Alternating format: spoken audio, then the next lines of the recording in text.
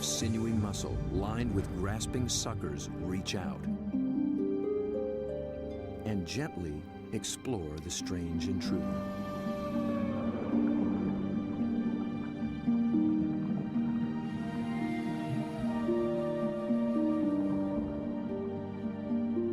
A giant can reach 20 feet from arm-tip to arm-tip and weigh in at 200 pounds. It's the largest octopus in the great clan called the cephalopods, the group that unites the octopus and squid. It's an ancient tribe, the first large predators in the sea.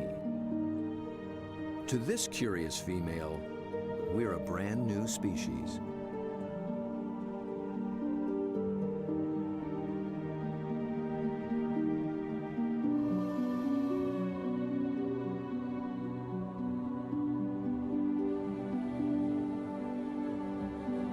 Cephalopod means head-footed, a good beginning in deciphering the octopus's amazing design.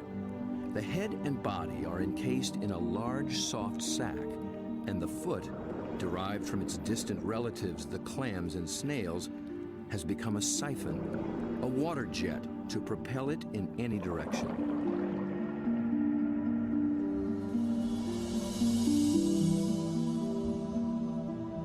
A long time ago, its ancestors were a shell, but the octopus has given that up. Yet for creatures with such tasty flesh, the lack of protection presents a problem. The cephalopod solution? The most extraordinary skin in the animal kingdom. In an instant, it can change color, pattern, and texture. And with no bones to confine its shape, the creature can virtually disappear.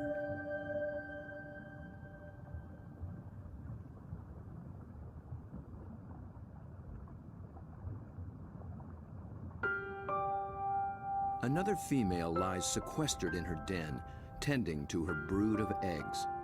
She lays up to 100,000 just once in her life. When they hatch, she will die. These clever, curious creatures won't live long at all. Their entire lifespan is no more than 3 or 4 years.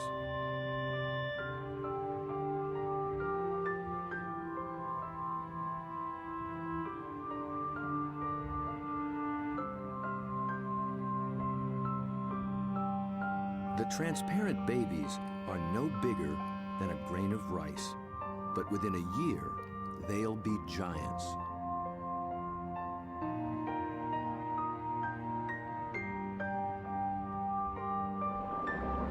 While the lives of these complex beings are all too brief, their line reaches back 500 million years, long before sharks began swimming the seas. This would be a great spot right in here. Peter Ward has spent 35 years delving into cephalopod family secrets. He's brought Bob to a special outcropping of rocks. They were once well submerged in a much warmer sea and still hold a record of that long ago time. Fossils are found in these rocks, fossils of relatives of the octopus, actually. They're called ammonites. And how old are they? 80 million years in age. 80 million years. That's true. That is old. Back in those days, cephalopods made beautiful curved shells. If you dig long enough and hard enough, you can find some beautiful stuff. This is an ammonite. It's a fossil that is actually the direct ancestor of octopus. So this is an ancient cephalopod. It's related to the chambered nautilus. So the tentacles sat here and swam about. A shell is a mobile home and a defense against predators, but it's so cumbersome it makes swimming difficult. Of the almost 1,000 kinds of cephalopods alive today, only the nautilus still wears one. It's a living fossil, puffing along the reefs of the Indo-Pacific as though nothing has ever changed.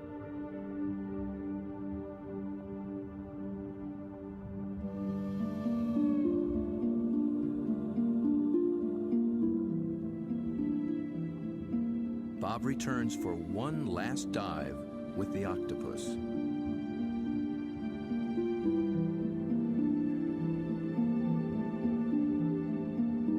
I couldn't resist bringing her a treat.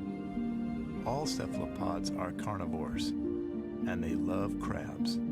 This creature actually reached out to me. I could sense her interest, her intelligence. I could see it in her eyes. There's something about the eyes of these animals just draw human observers in, and especially with the octopus and the cuttlefish, they definitely make visual eye contact with you and maintain it. Dr. John Forsyth studies these creatures' amazing physiology and complex behaviors.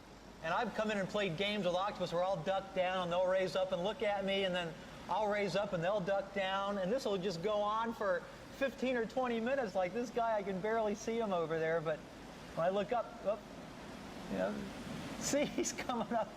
Because I think they look for our eyes. I think they try to make contact with our eyes as well. And I think that's what draws us into watching these animals. Whereas a fish, sometimes I look at a fish and I'm not sure where it's looking. They just have these blank, cold stares. But with a cephalopod, it's really never like that. At the National Resource Center for Cephalopods in Galveston, Texas, John maintains quite a collection. There are several kinds of octopuses, a school of small squid, and another relative, the cuttlefish. For John, the eyes of a cephalopod are not just the windows to its soul. They tell you a lot about how the animal lives. The octopus has a rectangular pupil that captures light reflected off the sea floor. Squid's large round eyes are adapted to seeing darting prey in the twilight of the open ocean. Cuttlefish dwell in both worlds, and their complex eyes can actually change shape to accommodate their travels.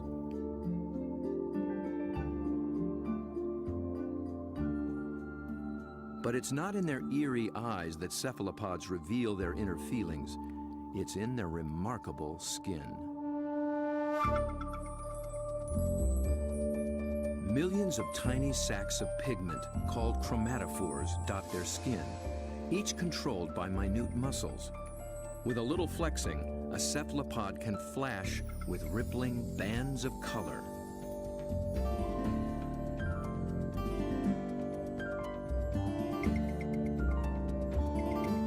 Any sort of excitement, danger, desire, aggression, passion, and their skin lights up.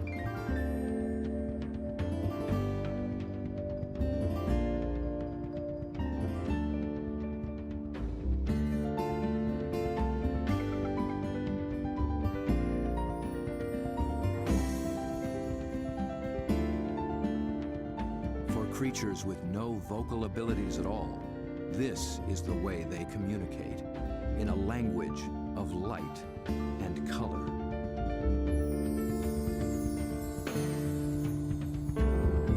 And like an octopus, a cuttlefish can transform its texture, matching its surroundings, hiding in plain sight.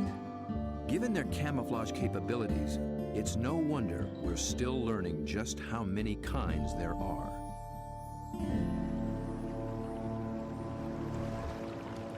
One of the hotspots for new discoveries is the narrow Lembah Strait off North Sulawesi in the island chain of Indonesia. It's a pretty scenic spot. They put out this joint, isn't it? I mean, it's magical. John and Bob have come here looking for new species of cephalopods. It's a place primed for strange adaptations. In the shallow, warm water, light and temperatures remain constant, but the channels, inlets, bays, and lagoons create many small separate habitats, and that leads to high diversity. This is John's fourth trip to Lembah Strait, and each time something surprising turns up. He's brought Bob to a spot called Ritaklari, which in local slang means the muck.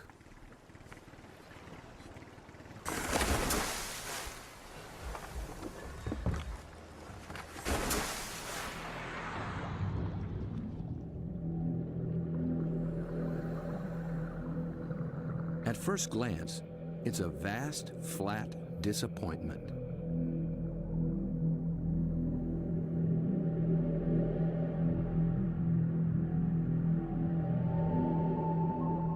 But wait here quietly, and a lot of what looks like sand begins looking back.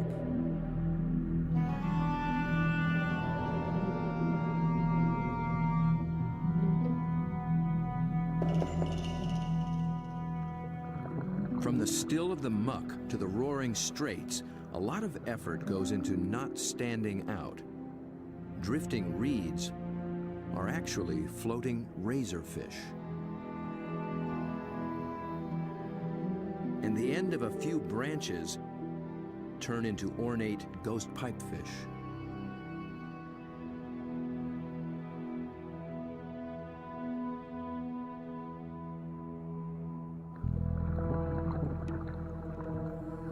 Out in the high-speed tides and swirling eddies, fish work hard to keep their footing, digging into the bottom with spine-like fins. But even creeping along on the seafloor, you still have to make a living.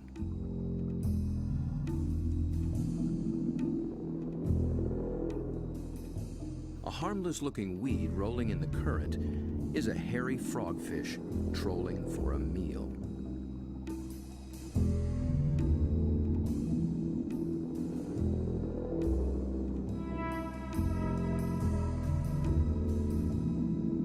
It comes equipped with its own strange lure.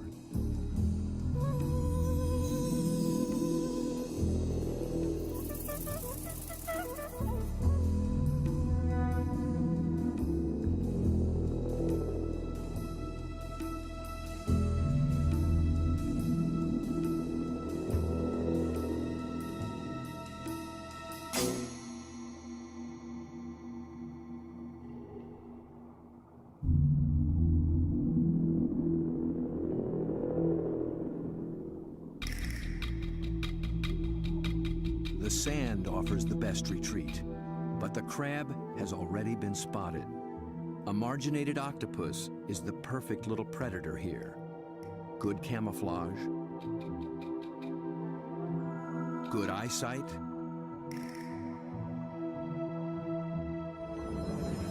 good grip.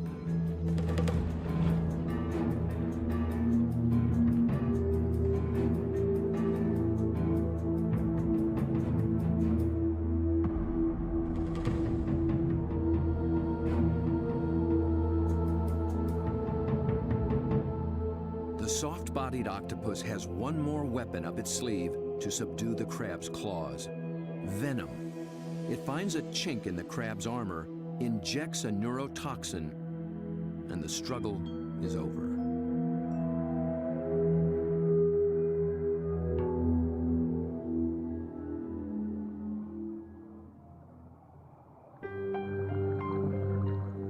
In such an open setting, the trick for every creature is to find some place to hide.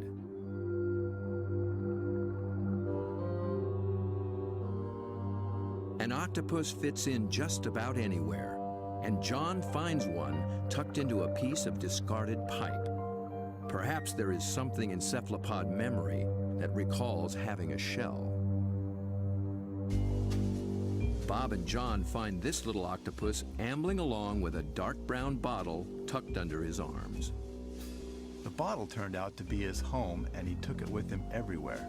So I thought I'd offer him a new fancy place and see if he's interested in trading spaces.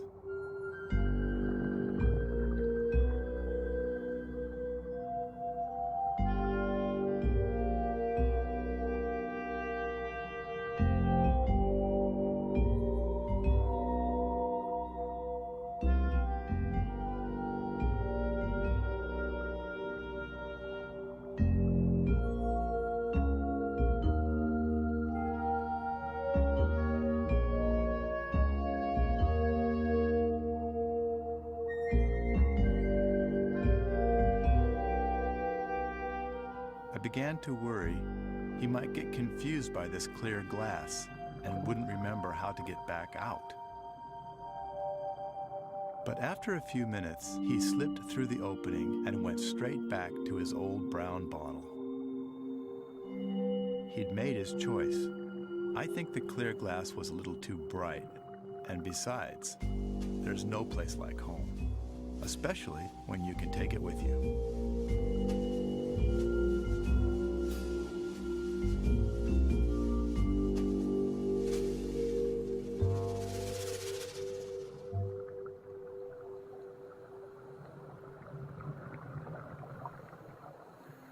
In the husks of old coconut shells, they find the pearl-like eggs of one of John's favorite creatures. It's a tiny cuttlefish that's seldom seen after it hatches. It remains so small and well camouflaged that it takes great practice to find it.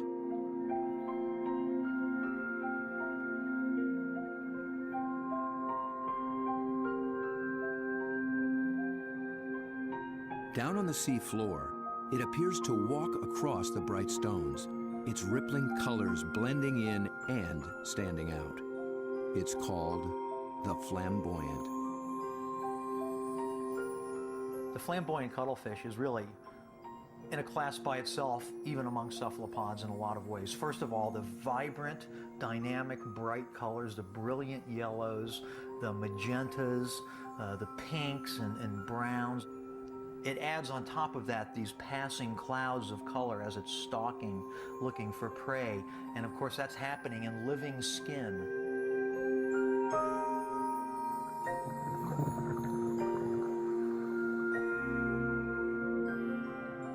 A lot of these animals are surprisingly bold. The flamboyant actually seems to like being under the lights. It begins hunting as soon as we start filming.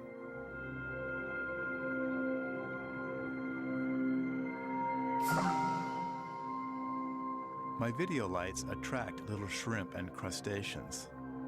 Perhaps the cuttlefish can even see better in the lights as well.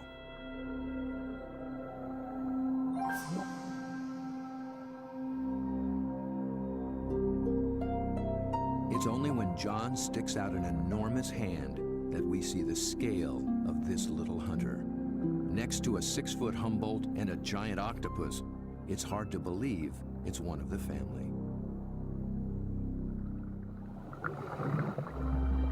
Not far away, a small octopus has been eyeing the scene.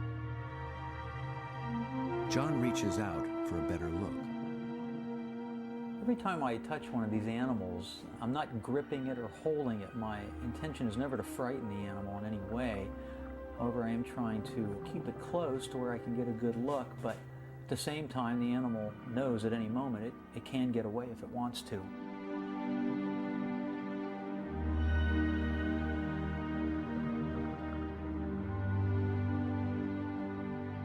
This octopus gets away all too soon.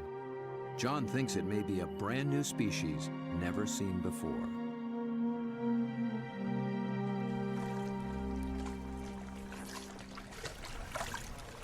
I don't know, Bob. I'm not sure what that is, but it could be a new one. I think it could be a new species. I wasn't expecting to see that. It's not something you've seen before, huh? No, I'm not sure what that would be. It's a cool little critter. Oh, wild.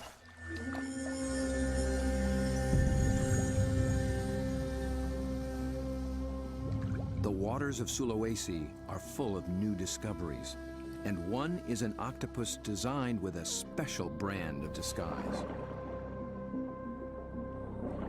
It lives in the same waters as the banded sea snake, whose bold stripes announce its potent venom.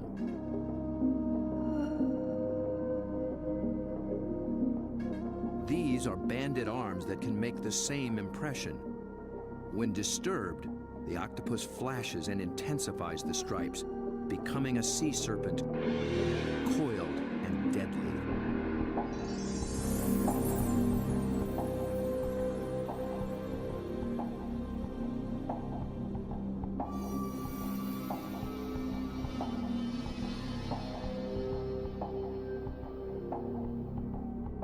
The creature has not yet been named by science, but it is known to be a fraud.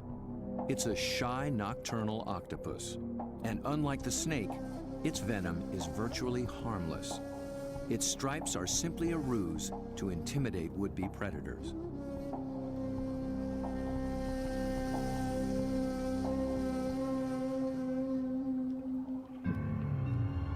The real killer is a delicate, jewel-toned creature, the blue-ringed octopus.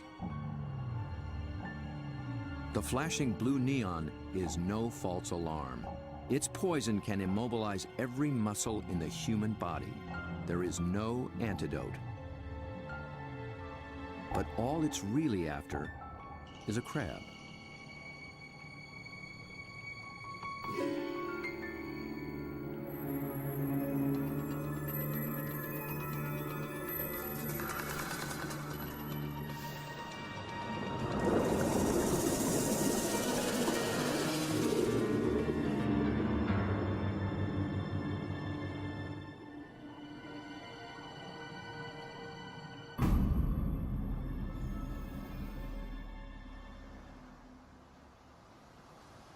The blue-ringed is notorious along the coast of Australia, but it's one of Dr. Mark Norman's favorites. As curator of marine invertebrates at Museum Victoria, his fieldwork in all 7 seas has revolutionized what we know about cephalopods. It's really hard to estimate how many species of cephalopods, or in particular octopuses, we have worldwide, because we're still in the period of discovery. They thought there was about 100 species of octopus in the world, and we've found 150 new species in the last 10 years through the Indian and Pacific Oceans and Australia and up through Asia. And these groups of animals, it's not hard to find new species. Almost everything we touch is new.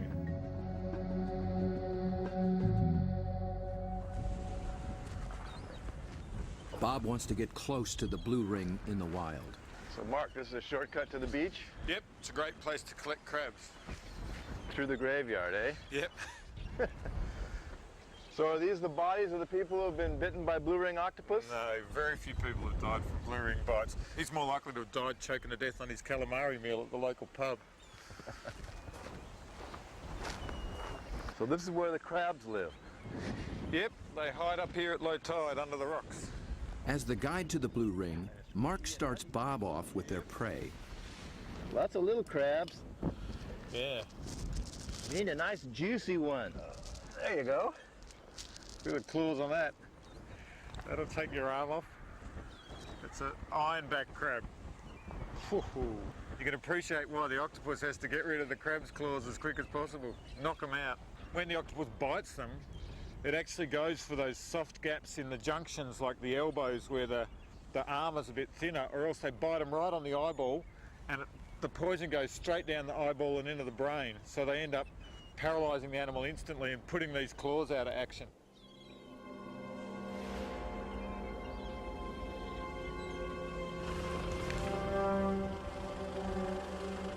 The dive begins after dark, when blue rings are most active.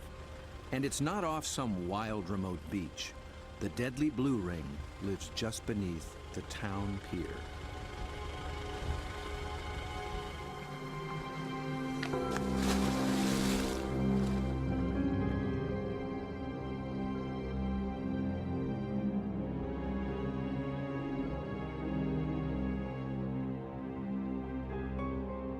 Blue ring octopus are an extremely venomous animal, and if I was to be bitten, I would probably be dead within 3 minutes. Your body would start stiffening up and you'd lose the capacity to breathe, you'd lose the capacity to wave or walk or run away, you'd run out of oxygen and you'd suffocate. But these little animals are really shy, really secretive, and the last thing they want to do is attack humans. They don't eat humans, they don't drag people out of their cars and drag them down the beach. They just feed on crabs. But tonight, not even a crab could catch its attention. This is a male, and he's just found a female. 2 wild blue rings are preparing to mate.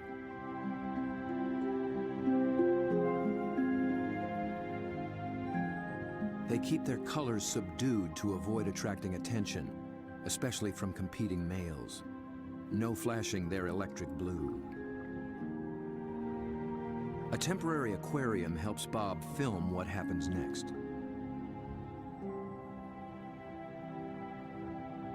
After a few minutes of courtship, the male gently slips a special arm into the female's gill slit.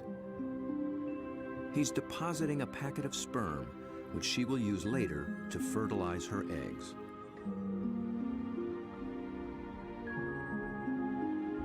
It's the end of their relationship, and most likely the end of his brief life.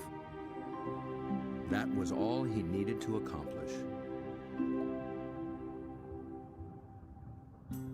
Just beneath the very same pier is another cephalopod almost never seen in shallow water. New research finds that they too pack a poisonous punch. But their bright little stripes have earned them a harmless nickname, the pajama squid. I think these cephalopods are the closest to the cartoon characters. Their little black and white suits and their little frilly lashes behind their eyes and the yellow on the top of the eyes. They're just straight out of a comic book.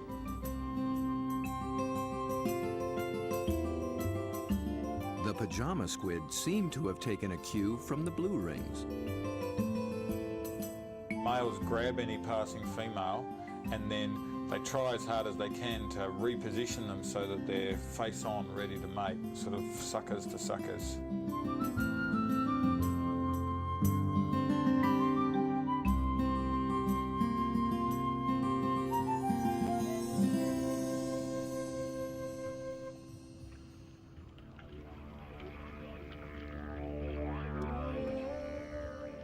The mating season is also picking up off Australia's southwestern coast. In one small bay, giant cuttlefish have begun to assemble. They leave deep water and enter the shallows once a year for 3 to 4 weeks.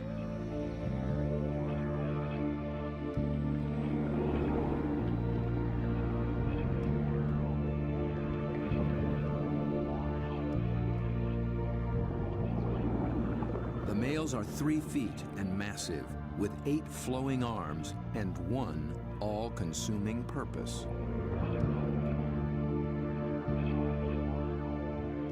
A much smaller female takes refuge in the rocks.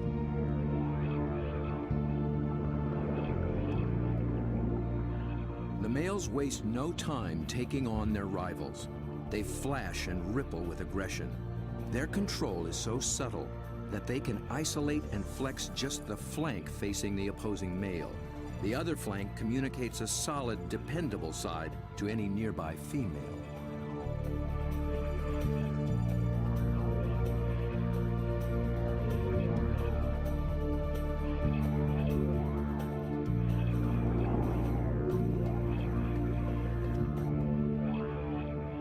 One male has claimed her and takes possession. He'll guard her now, keeping her beneath him until she is ready to lay her eggs. Jules, you around here somewhere? Bob is heading for this far-flung coast, but before diving with these giants, he needs to brush up on the subtleties of cuttlefish communication. This is a crazy place to meet a scientist. Julian Finn is a leading expert on the intense social dynamics of the cuttlefish. He comes to this junkyard to scrounge up special equipment for an interesting experiment. Hey, Jules. Over here, Bob. Oh, okay.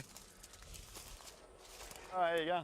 Yeah, it's You into lots old of stuff. cars? Oh yeah, I love them. I've got a number of old cars and plenty of treasures in this place. Cuttlefish speak it's a visual some kind of place, language, huh? Yeah, for and sure. What do Julian you got? wants in on the conversation. Cars, but also got a few ideas about making something to use on these cuttlefish in Whyalla, trying to get a bit of a different shot. So Looks like junk to me. Meanwhile, the cuttlefish continue to gather.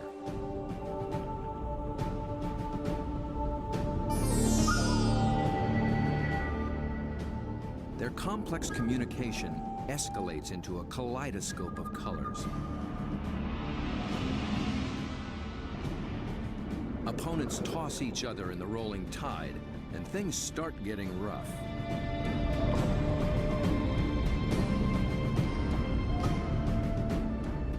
The violence can rip up their all-important skin, sabotaging a male's chance to impress and intimidate. And someone's nursing a torn-off tentacle.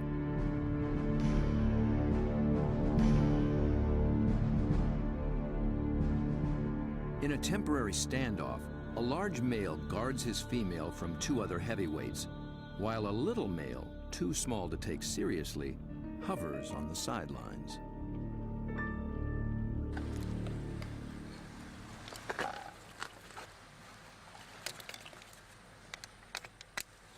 The two males on shore get set to join the fray. Well, here you go, Jules. I just wanted you to know that my camera's bigger than yours. Mine's a bit different than yours, sir. Well, yours has a hubcap on the front of it. What I'm hoping to do is film the male's reaction to another male. But instead of having another male there, I'm going to have its reflection. It's when males are the same size that trouble starts, and Julian will present one with its very own reflection. He's studying the displays and the intense competition. He intends to provoke a fight. He approaches a large male who immediately responds.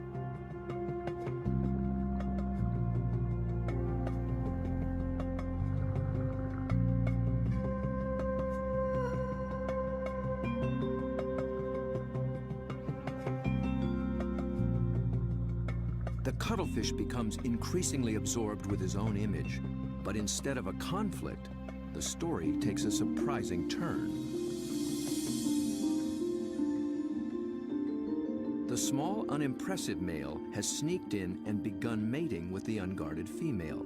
He's not signaled, nor flashed, nor dazzled. He simply grabbed the female for his own, making every attempt to look as much like her as possible.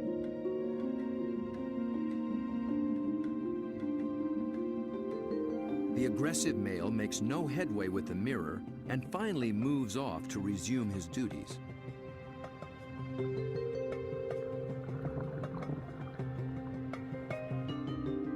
But he's still distracted, still flashing, and doesn't recognize that his female is mating right under his nose. The little male looks so like another female, he doesn't see the threat.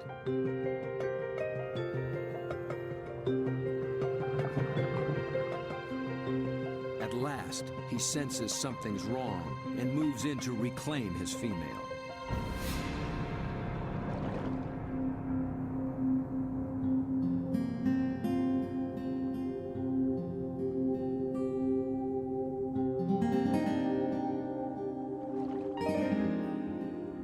To re-establish their relationship, he presents her with the gift of a crab.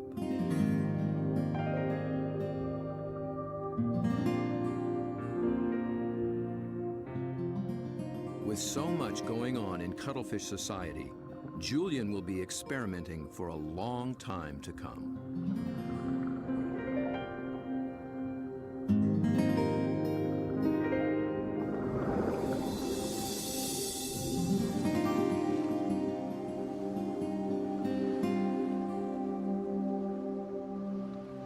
Julian's attempt to interact with the cuttlefish and crack their code has given Bob a daring but dangerous idea.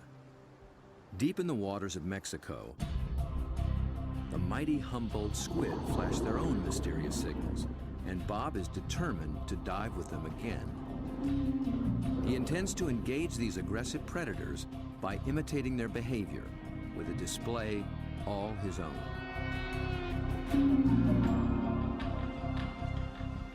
Mark Norman and Julian Finn think he's close to crazy. Sure, you've got the blue-ring octopus that can kill you within a few minutes with poison, yet there's something scarier about a squid that can rip off your flesh and tear out your throat, so to speak. I think you'd be really sensible to work with shark cages with those animals, because the stories I've heard, and they're these massive animals that will effectively skeletonise a cow in a minute because they're such voracious predators. Bob Cranston has no intention of taking this advice. His whole goal is to interact with these squid on their terms, in their world.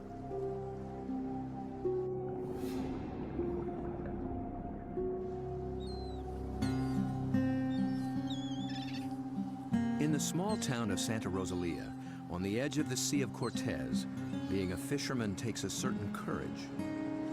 We lose people, every other year somebody dies. I had a friend that they found floating in the ocean last year. It's lucky they found him because they're carnivorous. They'll eat you. I mean, they will eat you. The squid will eat you. The squid will eat you. If you fall into the ocean, they'll get you with their tentacles. You'll drown, and then all the rest of them will just eat you.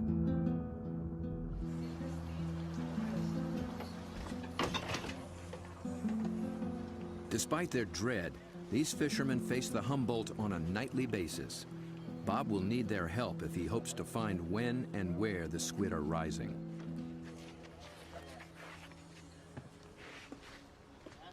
Alberto.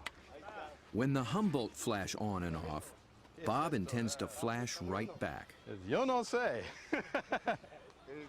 This is a flashlight, big flashlight for squid. We're gonna... Estos locos, see?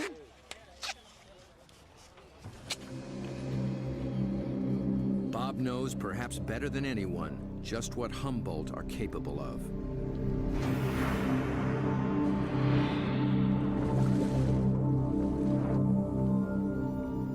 But it's not fear that he feels. It's an intense fascination for such alien creatures in a world so different from our own. For me, there's just something about these animals. Maybe it's because this type of diving in itself is a great challenge. It's hard to work at these depths. I've managed to go down and physically touch these fantastic creatures, but somehow they're the ones that have taken a hold of me.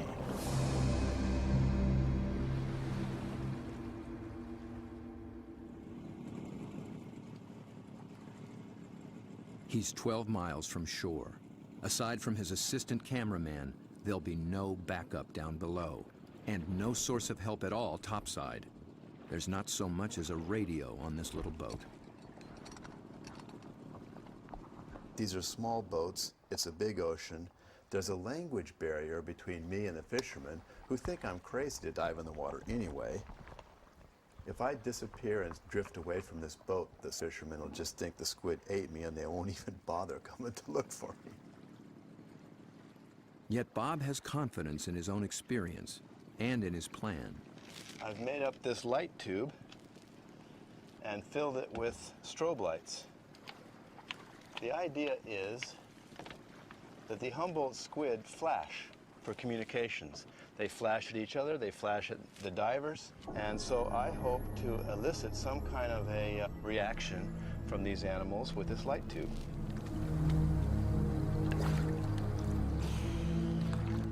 Beneath the boat lies 1,000 feet of open water and sea monsters.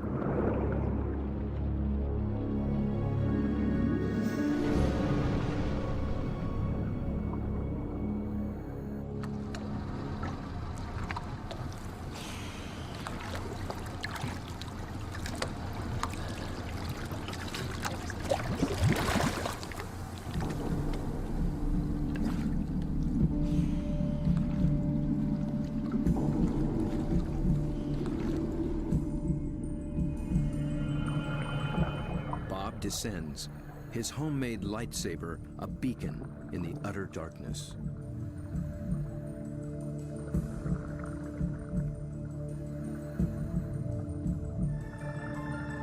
Right away, there's a complete surprise. Mobile arrays. They're seldom seen in a school like this. Already the night has taken on unexpected possibilities.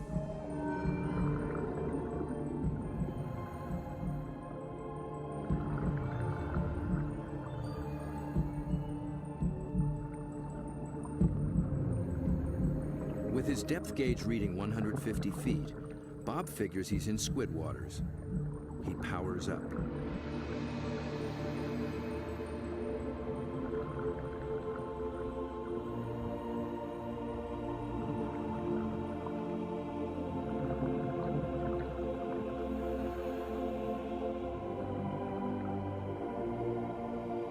A giant swarm of pink krill mobs the lights.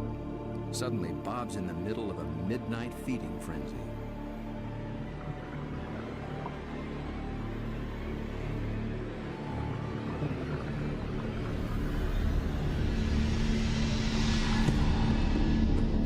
Then, rocketing up from below, Humboldt squid.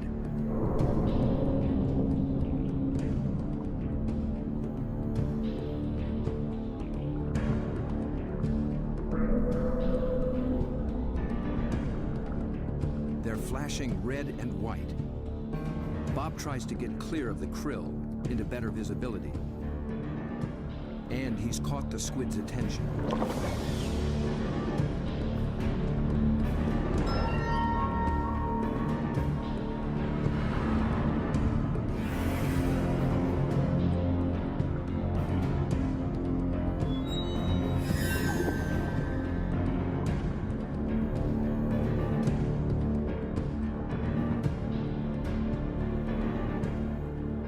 I'm transfixed by this enormous eye up from the deep.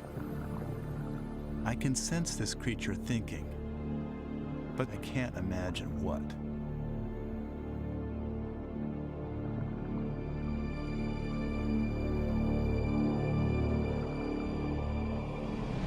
A minute later, contact. The squid grabs hold, testing the light the only way it can.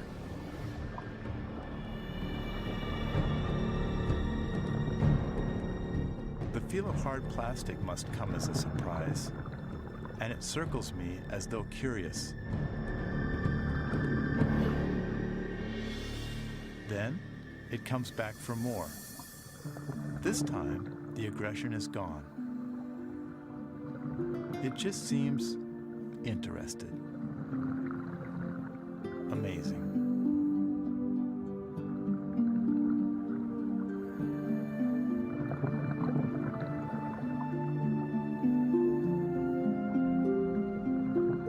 We play for a moment.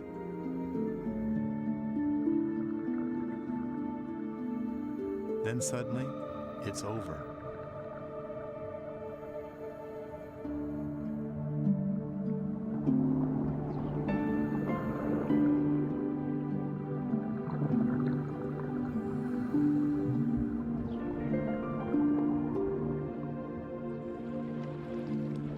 The fishermen are relieved just to see me alive, but I climb back in the boat knowing something remarkable has just happened. I danced with the devil down in the deep, and I'm already thinking about the next dive.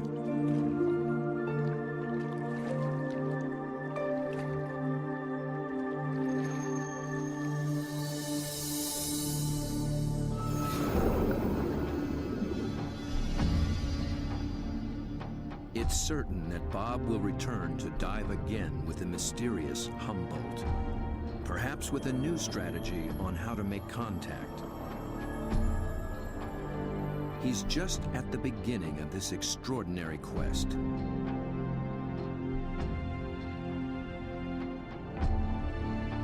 But who will he meet next time in the waters below? Friend or foe?